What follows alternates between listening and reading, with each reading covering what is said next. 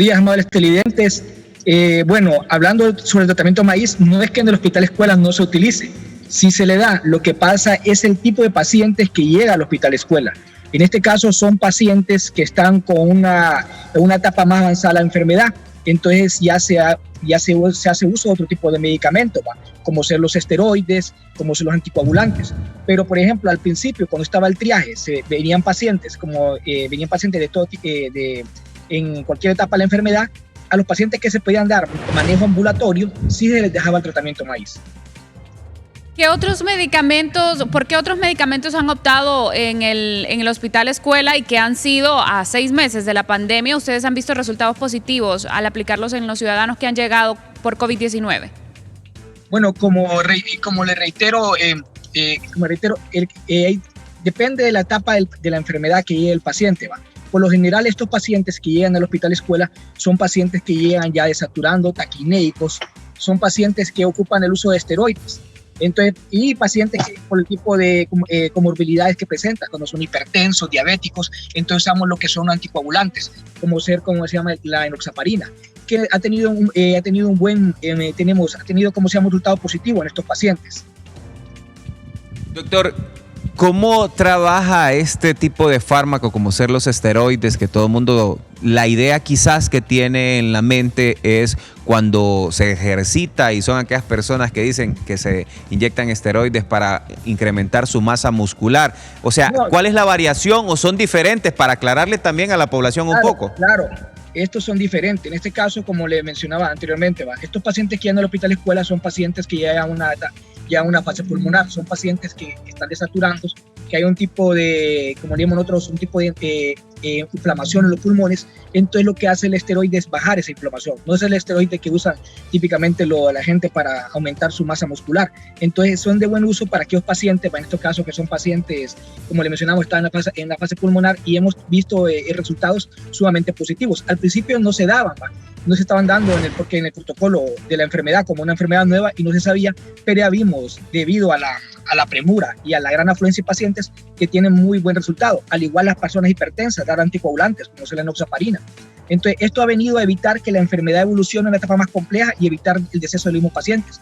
Ojo, muy importante, en los centros de triaje se está dando lo que es el protocolo de estos medicamentos, que es el maíz, como le digo, porque el triaje lo que hace es calificar o estratificar el tipo de paciente, al cual si un paciente que vemos, un paciente joven que no tiene factores de riesgo y que está con la enfermedad, se le deja de manera profiláctica lo que es el tratamiento maíz, pero ya sabemos un paciente que viene con una sintomatología que va de moderada a grave, entonces es referido a lo que son a los centros hospitalarios pertinentes de acuerdo a su sintomatología, y se le puede empezar con el mismo tratamiento maíz, nada más que se le agrega otro tipo de medicamento debido a la evolución de la enfermedad. Esto ha tenido un impacto muy importante, lo que son los triajes y la brigada, ya que se está dando este tratamiento, y ha evitado que las personas, cuando se captan a tiempo, se le da de manera profiláctica, y ha evitado que las personas evolucionen a una etapa más compleja de la enfermedad, y así evitar los decesos. Y eso se puede ver ahorita en la afluencia que tenemos en los principales centros hospitalarios. ¿Esta nueva aplicación de estos medicamentos era la misma que se empezó a aplicar cuando inició la pandemia o fue cambiada recientemente, doctor?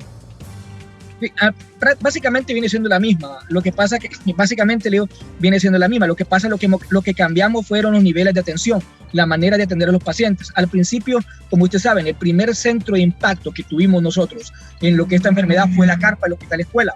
Entonces se había estratificado de acuerdo a la evolución de la enfermedad, dar cierto tipo de medicamentos. Conforme la enfermedad fue evolucionando y fuimos conociendo más de ella, ya se empezaron a dar lo que fueron los antiinflamatorios, los esteroides y los anticoagulantes. Claro, estaban desde el principio. Ahora se sabe que podemos dar antiinflamatorios de inicio de la enfermedad, como al igual los esteroides. Ese tipo de medicamentos, usted nos mencionaba que ha sido aplicado para ciertos pacientes en específico que presentan algún tipo de patología. ¿Podría reiterarnos qué tipo de patologías han presentado o de enfermedad base tienen y que ustedes han visto que ha funcionado el tratamiento? Mire, por ejemplo, sabemos nosotros que tenemos un paciente con una sintomatología que va de una sintomatología que llamamos nosotros que vaya de leve a moderada, pero que tiene factores de riesgo. Los factores de riesgo son que sea hipertenso, diabético, que tenga cáncer, obesidad. Ojo, muy importante, se ha demostrado que una de las principales causas de deceso en nuestro país son en personas obesas. Entonces, a este tipo de pacientes se le da lo que es el protocolo maíz para evitar, porque sabemos que tiene un factor de riesgo y que la enfermedad paulatinamente puede llevarnos a un desenlace fatal. Entonces, se le da de manera profiláctica lo que es el tratamiento maíz a estos pacientes. Pero yo tengo un paciente que es joven, que no tiene factores de riesgo y que está con una sintomatología, que no teníamos una sintomatología leve, no se le deja el medicamento. Entonces, ¿qué pasa? El objetivo es, en los centros de triaje, en la brigada, captar a las personas que están con sintomatología subjetiva a coronavirus y que tengan factores de riesgo y darle el medicamento a manera preventiva para evitar que la enfermedad evolucione. ¿Qué es lo que pasa? Ahorita hay una nueva estratificación. Como ustedes sabrán, como les dije anteriormente, la carpa era el primer centro de choque con estos pacientes y todo lo demás. Ahorita la carpa solo está viendo pacientes con sintomatología subjetiva a coronavirus, pero que tengan problemas renales, problemas neurológicos y quirúrgicos. Ahora, los otros centros de triaje, como ser el Bazar del Sábado, donde está el Bazar del Sábado, donde está el CCI, el Infop y lo que es, como se llama, el polideportivo, ven toda sintomatología subjetiva a coronavirus, pero con otras enfermedades de base, como ser la hipertensión, la diabetes y cáncer. Y estos son derivados, cuando vemos que está una sintomatología que va de moderada a grave, son derivados a lo que es al Hospital Cardiopulmonar, al San Felipe y al Hospital María. El Hospital María y también el San Felipe y quizás el Cardiopulmonar del Tórax, ¿ellos también están haciendo la aplicación de estos medicamentos que usted nos menciona o solo lo está haciendo directamente en estos instantes el Hospital Escuela o es para atender la enfermedad en general? No, todos los hospitales, toda la red de salud está con el mismo protocolo.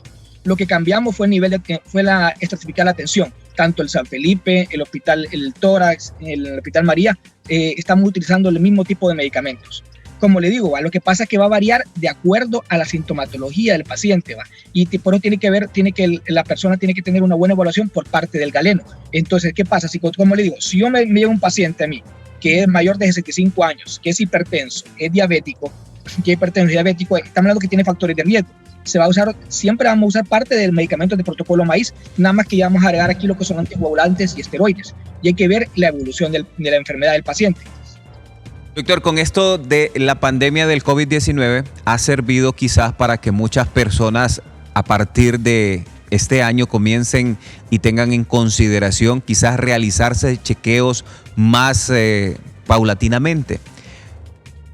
¿Cuántos de estos casos, doctor, ustedes han identificado que personas que se sentían quizás sanas y llegan con esta enfermedad y tienen otra enfermedad que ellos mismos desconocían?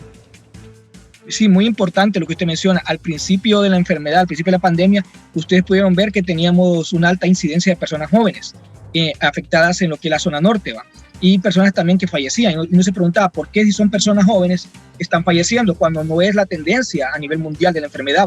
Pero ¿qué pasa? Son personas que tenían, factores de riesgo y no se daban cuenta, porque no estaban chequeando, como ser la hipertensión, la diabetes, y muy importante, como lo reitero otra vez, es lo que es la obesidad. La obesidad es un factor importante en lo que es en tener un desenlace fatal en lo que es la enfermedad. Es muy importante que nosotros, a raíz de lo que es de esta pandemia, cambiemos nuestro estilo de vida. Aparte de hacer los chequeos médicos, como usted dice, los chequeos médicos pertinentes, cambiar el estilo de vida, comer bien y hacer ejercicio.